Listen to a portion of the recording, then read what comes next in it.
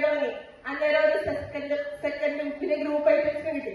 അങ്ങനെ മത്സരിച്ച് 7ാം ക്ലാസ് ആയപ്പോ ആ കുട്ടി ആ സ്കൂളിലെ കലാതിലകമായി. കലാതിലകം എന്താണെന്നറിയോ? പങ്കെടുക്കുന്ന എല്ലാ മത്സരങ്ങൾക്ക് A ഗ്രേഡ് ഫസ്റ്റ് കിട്ടുന്ന കുട്ടികളാണ് കലാതിലകം. അതായത് ഏറ്റവും കൂടുതൽ പോയിന്റ് കിട്ടുന്ന കുട്ടികളെ കലാതിലകം എന്ന് പറയും. 7ാം ക്ലാസ്സിൽ പഠിച്ചപ്പോൾ ആദ്യമായി ആ കുട്ടി കലാതിലകം വരും. കഥ മനസ്സിലായോ? ആ കഥയുടെ കുട്ടിയാണ് ഞാൻ. കലാതിലകമായി നിങ്ങളോട് പറയാനല്ല. 1ാം ക്ലാസ്സില് ഒന്നും കിട്ടാത്തതിന് സങ്കടപ്പെട്ട് കരഞ്ഞിട്ട് അമ്മ പറഞ്ഞ വാക്കിയിട്ട് പിന്നെയും പരിശ്രമിച്ച് അപ്പൊ ഒരു വാശി എന്തെന്നറിയാവോ?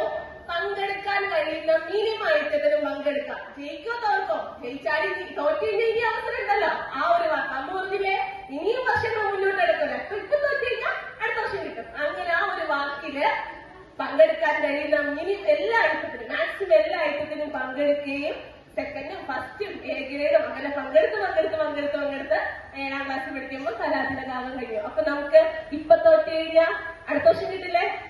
അപ്പൊ ഇപ്പൊ സമ്മാനം കിട്ടിയില്ലെങ്കിൽ അടുത്ത വർഷം കിട്ടില്ലേ? അല്ലെ? ഇന്നത്തെ ഫസ്റ്റ് സെക്കൻഡ് ആണോ?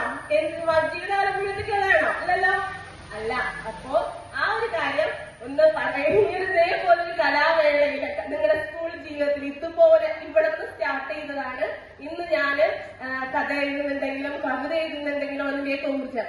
അതുപോലൊരു കാര്യം എന്റെ കഥാകാരിയാക്കിയത് നിങ്ങളുടെ ഇവിടെ നിൽക്കുന്ന